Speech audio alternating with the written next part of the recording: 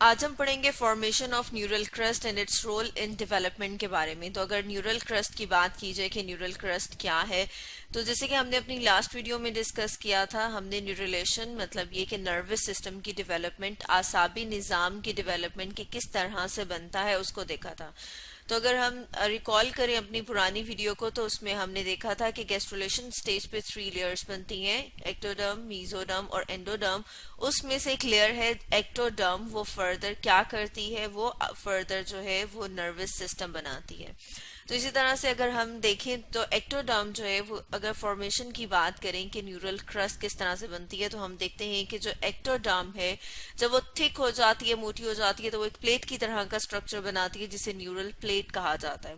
जैसे कि हम यहाँ पर अपनी डायग्राम में भी देख रहे हैं, ये न्यूरल प्लेट जो है इसमें फर्दर सेल्स जो है वो इनवर्ड मूव करना शुरू करते हैं, अंदर की तरफ, सेंटर की तरफ मूव करना शुरू करते हैं, जिसकी वजह से एक ग्रूव की तरह का स्ट्रक्चर मिलता है जिसे न्यूरल ग्रूव कहा जाता है, जैसे कि हम यहाँ पर अपनी इस डायग्राम में भी देख रहे हैं।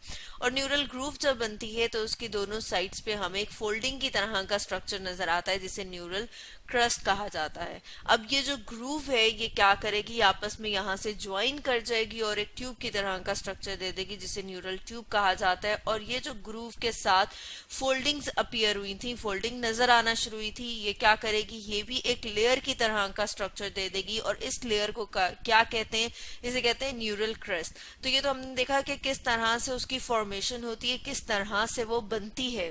अब अगर हम डेवलपमेंट की बात करें तो उसके साथ एक डायग्राम देख लेते हैं कि डेवलपमेंट है क्या। बेसिकली कि डेवलपमेंट के प्रोसेस की बात की जाए तो हम देखते हैं कि डेवलपमेंट जो है वो क्या है, जिसमें एक फर्टिलाइज एग में फर्दर डिवीजन होती है, डिवाइड करके बहुत सारे सेल्स बनते हैं, वो सेल्स आगे फर्दर डिफ्रेंशिएट होते हैं, डिफरेंट स्ट्रक्चर बनाते हैं, जैसे कि हम देख रहे हैं डिफरेंट सिस्टम्स बनाते हैं, और फिर वो क्या करता है, वो एक एडल्ट की फॉर्म ले लेता है। तो इसे क्या कहा जाता है, इसे डेवलपमेंट कहा जाता है।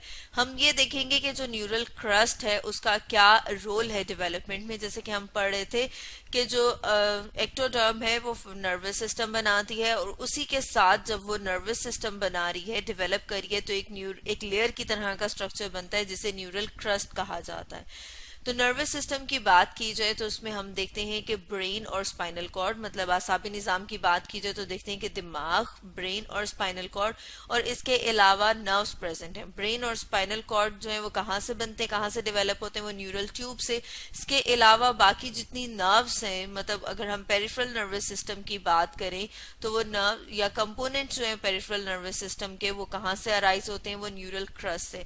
तो अगर नर्व्स की बात की जाए तो उसमें हम देखते हैं जो सेंसरी नर्व्स हैं वो कहाँ से अराइज होती हैं, वो न्यूरल क्रस्ट से अराइज होती हैं। सेंसरी नर्व्स की बात करें कि सेंसरी नर्व्स क्या है, तो ये वो वाली नर्व्स हैं जो मैसेज लेके जाती हैं ब्रेन तक। मतलब अगर हम बात करें कि बॉडी के किसी भी पार्ट से, इसको हम दूसरे कलर के, बॉडी के किसी भी पार्ट से मैसेज जब ब्रेन तक जाएगा तो वो कौन सी नर्व्स के जरिए से जाएगा, वो सेंसरी नर्व्स के जरिए से जाएगा। इसी तरह से एक और टाइप की नर्व्स होती हैं जिन्हें मोटर नर्व्स कहा जाता है। मोटर नर्व्स की बात की जाए कि वो कहाँ से अराइज होती हैं, वो कहाँ से डेवलप होती हैं, तो वो ब्रेन और स्पाइनल कॉर्ड से डेवलप होती हैं। और इनकी बात की जाए कि इनका क्या रोल है, तो ये जो है ये ब्रेन से मैसेज लेके जाती हैं वापस किसी भी बॉडी के ऑर्गन तक या किसी भी पार्ट तक। ठीक है, तो वो वाली नर्व्स जो ब्रेन से या स्पाइनल कॉर्ड से मैसेज लेके जाएंगी, वो वाली नर्व्स जो है उन्हें मोटर नर्व्स कहा जाता है। और इसके साथ साथ अगर हम देखें कि इसका फर्दर और क्या रोल है डेवलपमेंट में, तो हम देखते हैं कि जो न्यूरल क्रस्ट सेल्स हैं वो माइग्रेट करना शुरू करते हैं। माइग्रेट करने का मतलब ये है कि वो मूव करना शुरू करते हैं। हम देखते हैं कि वो फर्दर आगे कौन से सेल्स को डेवलप करते हैं, तो हम देख रहे हैं वो एंडोक्राइन सेल्स को डेवलप करते हैं। एंडोक्राइन सेल्स की बात की जाए कि ये कौन से हैं, ये वो सेल्स हैं जो फर्दर हॉर्मोन्स को रिलीज करते हैं।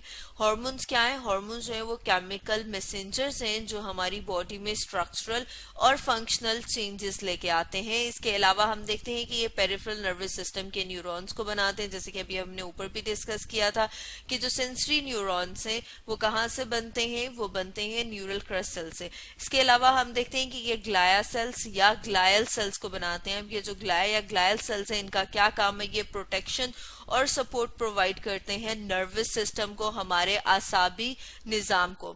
इसके अलावा हम देखते हैं ये और भी बहुत सारे सेल्स को डेवलप करते हैं। वो कौन कौन से हैं? बोन्स और कार्टिलेज। इसके अलावा ये स्मूथ मसल और कनेक्टिव टिश्यूज भी बनाते हैं।